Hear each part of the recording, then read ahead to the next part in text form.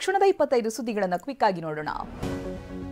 ಇಂದು DCM DK Shivakumar ಕನಕಪುರಕ್ಕೆ ಭೇಟಿಯನ್ನ ಕೊಡಲಿದ್ದಾರೆ. ಕನಕಪುರದ ಹೊಸದುರ್ಗದಲ್ಲಿ ಇವತ್ತು ವಿವಿಧ ಕಾಮಗಾರಿಗಳಿಗೆ ಡಿಸಿಎಂ ಗುದ್ದಲಿ ಪೂಜೆಯನ್ನು ನೆರವೇರಿಸಲಿದ್ದಾರೆ. ಹೆಗ್ಗನೂರಲ್ಲಿ ಸರ್ಕಾರಿ ಶಾಲೆಗೂ ಡಿಕೆ ಶಿವಕುಮಾರ್ ಗುದ್ದಲಿ ಪೂಜೆ ನಡೆಸಲಿದ್ದಾರೆ. ಮೈಸೂರು ಜಿಲ್ಲೆಯ ಪಿರಿಯಾಪಟ್ಟಣ ತಾಲೂಕಿನ ಬೆಟ್ಟದಪುರ ಠಾಣೆ ಪಿಎಸ್ಐ ಲಂಚ ಸ್ವೀಕರಿಸ್ತಾ ಇದ್ದಾಗ ಲೋಕಾಯುಕ್ತ ಬಲೆಗೆ ಬಿದ್ದಿದ್ದಾರೆ.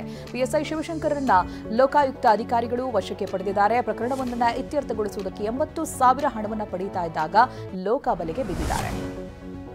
ಮಂಡ್ಯದ ಮದ್ದೂರು ತಾಲೂಕಿನ ಹಳೇಹಳ್ಳಿಯಲ್ಲಿ ಮನೆಯ ಟಾಪ್ ಮೇಲೆ ಗಾಂಜಾ ಗಿಡಗಳನ್ನ ಬೆಳೆಸ್ತಾ ಇದ್ರು. ಪಾಟ್ಗಳನ್ನ ಇಟ್ಟು ಅದರಲ್ಲಿ ಗಾಂಜಾವನ್ನ ಬೆಳೆಸ್ತಾ ಇದ್ರು. ಇದೀಗ ಪೊಲೀಸರು ಅವರನ್ನ ಬಂಧಿಸಿದ್ದಾರೆ. ಕರಿಯಪ್ಪ ಎಂಬಾತನನ್ನ ಪೊಲೀಸರು ಅರೆಸ್ಟ್ ಮಾಡಿದ್ದಾರೆ. ಬಂಧಿತನಿಂದ 4 ಕೆಜಿ 644 ಗ್ರಾಂ ಗಾಂಜಾ ಗಿಡಗಳನ್ನ ವಶಕ್ಕೆ ಪಡೆಯಲಾಗಿದೆ. ಕ್ಯಾಪ್ಟನ್ ಅರ್ಜುನನ ಸ್ಮಾರಕ ವಿಚಾರ ಸಂಚಲನ ಮೂಡಿಸಿದೆ. ಸೈಬರ್ ಸ್ಮಾರಕ ಮಾಡಿರುವುದಕ್ಕೆ ವಿರೋಧ ವ್ಯಕ್ತವಾಗ್ತಾ ಇದೆ. ಕಂಚಿನ ಪ್ರತಿಮೆ ಮಾಡಬೇಕು ಅನ್ನೋದಾಗಿ ಆಗ್ರಹಿಸಿದ್ದಾರೆ.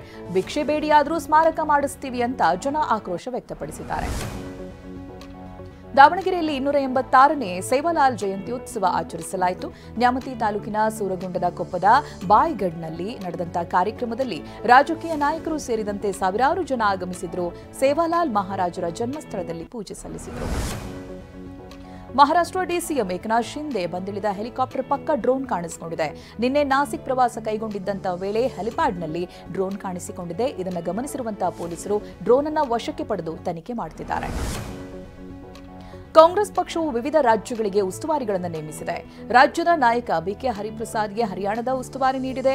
ಇನ್ನು ಸೈಯದ್ ನಾಸಿರ್ ಹುಸೇನ್ಗೆ ಜಮ್ಮು ಮತ್ತು ಕಾಶ್ಮೀರ, ಭೂಪೇಶ್ ಬಘೇಲ್ಗೆ ಪಂಜಾಬ್ ರಾಜ್ಯದ ಉಸ್ತುವಾರಿಯನ್ನು ವಹಿಸಿದೆ. ಪ್ರಯಾಗ್ರಾಜ್ನಲ್ಲಿ ನಡೀತಾ ಇರುವಂತಹ ಮಹಾಕುಂಭಮೇಳದಲ್ಲಿ 50 ಕೋಟಿಗೂ ಹೆಚ್ಚು ಭಕ್ತರು ಪವಿತ್ರ ಸ್ನಾನ ಮಾಡಿದ್ದಾರೆ ಅಂತ ಉತ್ತರ ಪ್ರದೇಶ ಸರ್ಕಾರ ತಿಳಿಸಿದೆ. ಫೆಬ್ರವರಿ 26ರವರೆಗೂ ಮಹಾಕುಂಭಮೇಳ ನಡೆಯಲಿದ್ದು ಪುಣ್ಯ ಸ್ನಾನ ಮಾಡುವವರ ಸಂಖ್ಯೆ 55ರಿಂದ 60 ಕೋಟಿಗೆ ದಾಟುವಂತ ನಿರೀಕ್ಷೆ ಇದೆ. ಉತ್ತರ ಪ್ರದೇಶದ ಮಹಾಕುಂಭಮೇಳಕ್ಕೆ ಆಗಮಿಸುವ ಜನರು ಅಲ್ಲಿಂದ ನೇರವಾಗಿ ಅಯೋಧ್ಯೆಗೆ ಹೋಗ್ತಾ ಇದ್ದಾರೆ. ಹೀಗಾಗಿ ಅಯೋಧ್ಯೆಯಲ್ಲಿ ನಿಲ್ಲೋದಕ್ಕೂ ಜಾಗ ಇಲ್ಲದಷ್ಟು ಜನಸಂದಣಿ ಉಂಟಾಗ್ತಾ ಇದೆ. ನೋಡದಲ್ಲೆಲ್ಲ ಜನ ತುಂಬಿ ತುಳುಕ್ತಾ ಇದ್ದಾರೆ. ಹರಿಯಾಣ ಮತ್ತು ದೆಹಲಿ ಗಡಿಯಲ್ಲಿ ಹೋರಾಟ ಮಾಡ್ತಾ ಇರುವಂತಹ ರೈತರು ತಮ್ಮ ಪ್ರತಿಭಟನೆಯನ್ನ ತೀವ್ರಗೊಳಿಸಿದ್ದಾರೆ. ಹೀಗಾಗಿ ಕೇಂದ್ರ ಸರ್ಕಾರ ರೈತರ ಜೊತೆ ಸಂಧಾನ ಮಾಡುವುದಕ್ಕೆ ಮತ್ತೆ ಮಾತುಕತೆಗೆ ಕೇಂದ್ರ ಸಚಿವರ ನೇತೃತ್ವದ ನಿಯೋಗವನ್ನ ಚಂಡೀಗಢಕ್ಕೆ ಕಳಿಸಿದೆ. ಭಾರತದ ಈಶಾನ್ಯ ರಾಜ್ಯ ಮಣಿಪುರದಲ್ಲಿ ರಾಷ್ಟ್ರಪತಿ ಆಡಳಿತ ಜಾರಿಯಾಗಿದೆ. ಹೀಗಾಗಿ ಈಗ ಮಣಿಪುರದ ತುಂಬಾ ಭದ್ರತೆಯನ್ನ ಹೆಚ್ಚಿಸಲಾಗಿದೆ.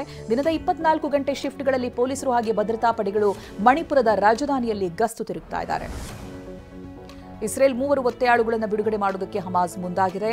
ಅಮೆರಿಕದ ಅಧ್ಯಕ್ಷ ಡೊನಾಲ್ಡ್ ಟ್ರಂಪ್ ನೀಡಿದಂತ ಸರ್ವನಾಶದ ಎಚ್ಚರಿಕೆಗೆ ಮಣಿದ ಬಂಡುಕೋರರು ಒತ್ತೆಯಾಳುಗಳನ್ನು ಬಿಡುಗಡೆ ಮಾಡುವುದಕ್ಕೆ ಸಜ್ಜಾಗಿದ್ದಾರೆ. ಡಾಲಿ ಧನಂಜಯ್ ಹಾಗೆ ಧನ್ಯತಾ ಮದುವೆ ಸಂಭ್ರಮ ಶುರುವಾಗಿದೆ. ಇವತ್ತು ಆರತಕ್ಷತೆ ನಡೆಯಲಿದ್ದು ನಾಳೆ ಡಾಲಿ ಧನಂಜಯ್ ಧನ್ಯತಾ ಕೈ ಹಿಡಿಯಲಿದ್ದಾರೆ. ಇನ್ನು ನಿನ್ನೆ ಡಾಲಿ ಹಾಗೆ ಧನ್ಯತಾ ಜೋಡಿ ಅರಿಶಿನ ಶಾಸ್ತ್ರದಲ್ಲಿ ಮಿಂದೆದ್ದಿದ್ರು.